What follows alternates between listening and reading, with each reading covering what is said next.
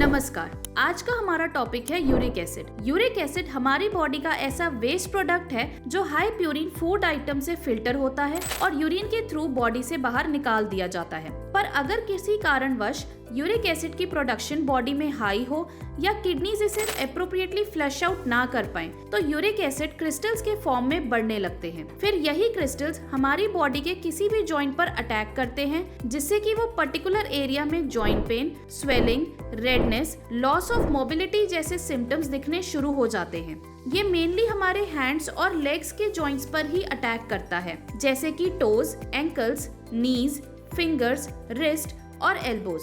Uric acid की mails में normal range 3.4 से 7.0 और फीमेल्स में 2.4 से 6.0 मानी जाती है। अगर किसी का भी यूरिक एसिड टेस्ट रिपोर्ट्स में इससे ज्यादा आया है तो आप हमारे डॉक्टर से कंसल्ट कीजिए और इसे आयुर्वेदिक तरीके से ठीक कीजिए। अगर यूरिक एसिड को टाइमली मैनेज ना किया जाए और इस कंडीशन को इग्नोर कर दें तो इसके कुछ सीरियस कॉन्सिक्वेंसेस भी बॉडी में देखने को मिल सकते हैं, जैसे कि gout, kidney stones, heart diseases, गठिया या कुछ केसेस में जॉइंट डिफॉर्मिटी भी दिखती है। अब हम जानेंगे कि जब हमारी बॉडी में uric acid level normal range से ज्यादा बढ़ जाता है तो हमारी बॉडी में कैसे साइंस दिखते हैं। UTI, uric acid normally urine के थ्रू बॉडी से फ्लश किया जाता है, पर अगर ये बॉडी में बढ़ जाए तो यूरिन या यूरिनरी ट्रैक्ट इन्फेक्शन की शिकायत कॉन्स्टेंटली रह सकती है। Limited movement of joints, crystal formation बढ़ने से हमारे जॉइंट पर कॉन्स्टेंटली बुरा असर पड़ता है, जिसकी वजह से जॉइंट मूवमेंट में डिफिकल्टी और पेन हो सकती है। किडनी स्टोन, जैसे कि हम सभी जानते हैं कि किडनीज ही यूरिक एसिड को फ्लश आउट करने में सबसे बड़ा रोल प्ले करती हैं, पर अगर किसी भी कारण से वो ऐसा ना कर पाए तो इसका असर किडनीज पर पड़ सकता है, जिसके कि किडनी स्टोन्स फॉर्म होने के चांसेस बहुत बढ़ जाते हैं। काफ़ी ऐसे कॉमन कॉजेज हैं जिसकी वजह से हमारी बॉडी में level of uric acid normal range से एक्सीड कर सकता है। For example, regular consumption of alcohol, excessive intake of red meat and non veg, foods high in sugar content, family history, condition such as high BP, kidney problems और obesity, purine rich diet, excessive protein intake और dependent on junk food. What are the natural ways to reduce uric acid level? Ayurveda एक ऐसी pathy है जो हमें guide करता है कि कैसे कोई भी बीमारी को प्रिवेंट या मैनेज नेचुरल और हेल्दी तरीके से किया जा सकता है।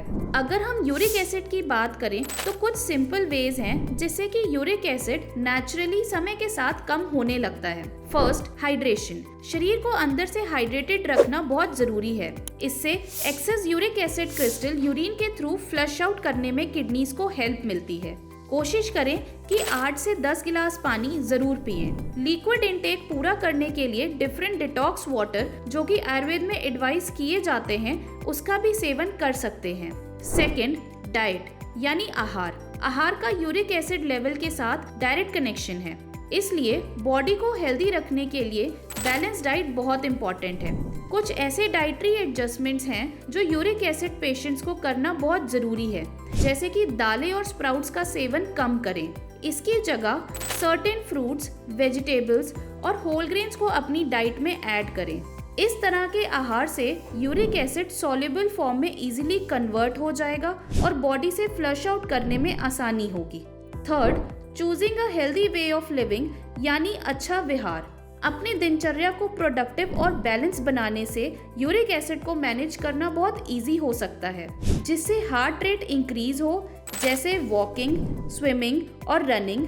इससे मेटाबॉलिज्म और ब्लड फ्लो भी बेटर होगा। परफॉर्मिंग माइंड रिलैक्सिंग योगा आसनास, क्योंकि यूरिक एसिड लेवल के बढ़ने में स्ट्रेस भी एक बहुत बड़ा कंट्रीब्यूटिंग फैक्टर है। और मेंटेनिंग अ हेल्दी वेट। अगर आप भी हाई यूरिक एसिड के कारण काफ़ी कॉम्प्लिकेशंस फेस कर रहे हैं तो आप डॉक्टर शारदा आयुर्वेदा में कॉन्टैक्ट कर सकते हैं।